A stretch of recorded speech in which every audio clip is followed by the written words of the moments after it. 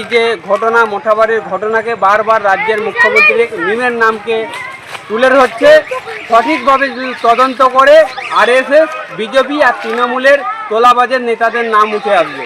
ওখানকার মানুষ শান্তিভাবে আন্দোলন করছিল, যেভাবে চক্রান্ত করে সাধারণ মানুষের ভোটকে ডিলিট করে দেওয়া হচ্ছে তার প্রতিবাদে শান্তিভাবে আন্দোলন হচ্ছিল। কিন্তু এই আন্দোলন বাইরে থেকে কিছু লোক এসে তারা অশান্তি করেছে এলাকায়। আর অ্যাডভোকেট সাহেব তো ওখান দিয়ে যাচ্ছিল, ওনার ফ্যান ফলোয়ার ছিল, তারা বলেছে যে একটু বক্তব্য রাখার জন্য উনি রেখেছে। মোথাবাড়ির ঘটনায় ধৃত মোফাক্করুল ইসলাম তিনি দাবি করছেন যে বৈধ ভোটারের নাম যতক্ষণ না লিস্টে উঠবে ততক্ষণ আন্দোলন চলবে। কোনো উস্কানিমূলক বক্তব্য নেই, প্রমাণ করে দেখা।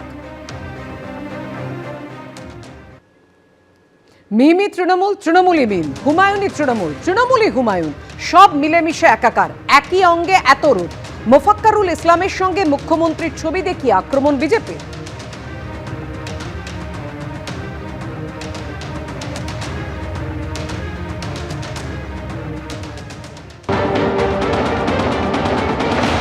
একেই তো গ্রেপ্তার করেছেন শুনছি। মানে মিমি তৃণমূল, তৃণমূলই মিম, হুমায়ুনই তৃণমূল, তৃণমূলই হুমায়ুন, সব মিলেমিশে একাকার, একই অঙ্গে এত রূপ, অপূর্ব।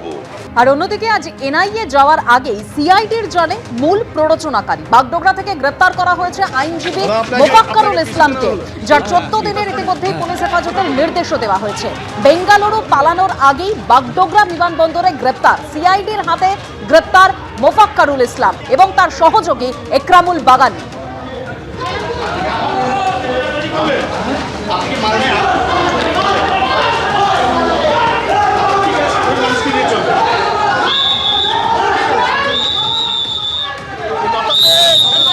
মালদায় বিচারকদের ওপর হামলার ঘটনায় আজ বিকেলে ডিআইজি নেতৃত্বে মোথাবাড়ি পৌঁছয় এনআইএর 24 জনের টিম।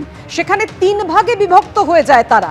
অন্যদিকে তদারকির জন্য কলকাতায় চলে আসেন এনআইএর আইজি সোনিয়া সিং। এই মুহূর্তে আমরা সরাসরি চলে যাব মোথাবাড়ি থানায়। আমাদের সঙ্গে রয়েছেন আমাদের প্রতিনিধি সুকান্ত মুখোপাধ্যায়। সুকান্ত, এটা বলো, এই যে সারাদিন ধরে এনআইএ তদন্ত করলো, 3 ভাগে বিভক্ত হয়ে একেবারে টাইম লাইন ধরে কোন দিকে, কোন পথে তারা এগিয়ে নিয়ে যেতে তদন্ত চাইছে? দেখো, এখন সবথেকে বড় চ্যালেঞ্জ যেটা এনআইএর কাছে রয়েছে যে আগামী সোমবার দিন অর্থাৎ 6 এপ্রিলের মধ্যে প্রাথমিক রিপোর্ট তারা ইলেকশন কমিশনকে দেবেন। যেমনটা ইলেকশন কমিশনের নির্দেশ ছিল যে ঘটনাটি ঠিক কী ঘটেছিল, নেপথ্যে কী কারণ ছিল এবং ঘটনার পর যে উদ্ধার কাজের সময় কেন এত দেরি হলো। তাই 3টে জায়গাকে আলাদা করে ভাগ করে এনকোয়ারি ইতিমধ্যে শুরু করেছেন এনআইএ তদন্তকারীরা। যদিও এখনও পর্যন্ত এনআইএ সূত্রে যেটা খবর যে তারা এফআইআর রেজিস্টার কিন্তু করেনি এবং সেই পরিপ্রেক্ষিতে এখনও পর্যন্ত যে 35 জনকে গ্রেফতার করা হয়েছে তারা কিন্তু জেলা পুলিশেরই হস্তক্ষেপ হেফাজতে রয়েছে। আজকে 4টের কিছু পরে 24 জনের একটি টিম এনআইএর তারা এখানে আসে। প্রথমে তারা কালিয়াচক থানার সামনে থেকে মোথাবাড়ি থানার সামনে আসে। সেখান থেকে তারা প্রথম যে ইনভেস্টিগেশন শুরু করে সেটা হচ্ছে ঠিক মোথাবাড়ি যে 4 মাথা মোড় রয়েছে সেখানে এনআইএর আধিকারিকেরা নামেন।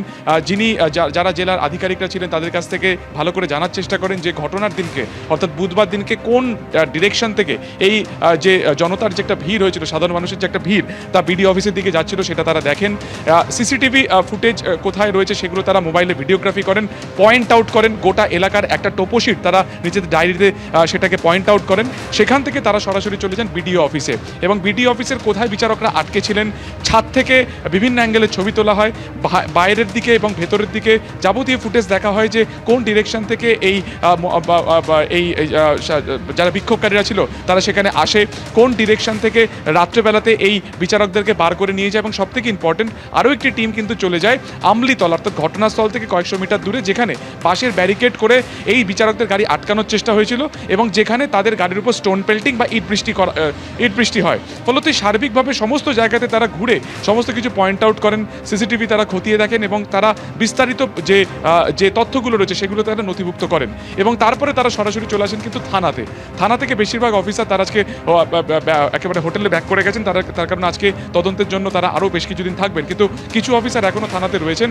বিশেষ করে ঘটনার পরে কখন জিডি করা হলো, কখন প্রথম ফোন এসেছিল মোথাবাড়ি থানাতে, পুলিশের কি রেসপন্স ছিল, সে সময় কারা ডিউটিতে ছিলেন, এই যে সার্বিক একটা চিত্র, বুধবার দিনকে বিকেল 4টে থেকে একেবারে গভীর রাত পর্যন্ত থানার কি গতিবিধি ছিল, থানার যারা অফিসাররা ছিলেন তাদের কি প্রম্পট অ্যাকশন ছিল, এবং বিচারকরা কোন রাস্তা থেকে যাওয়ার সময় তাদের উপর অ্যাটাক হয়, এই যাবতীয় বিষয় তারা কিন্তু নথিভুক্ত করছেন, তারা কিন্তু লিপিবদ্ধ করছেন, এবং এখান থেকে সরাসরি তারা আইজিকে, যিনি কলকাতায় রয়েছেন, তাকে সরাসরি সেটাকে রিপোর্ট করা হচ্ছে।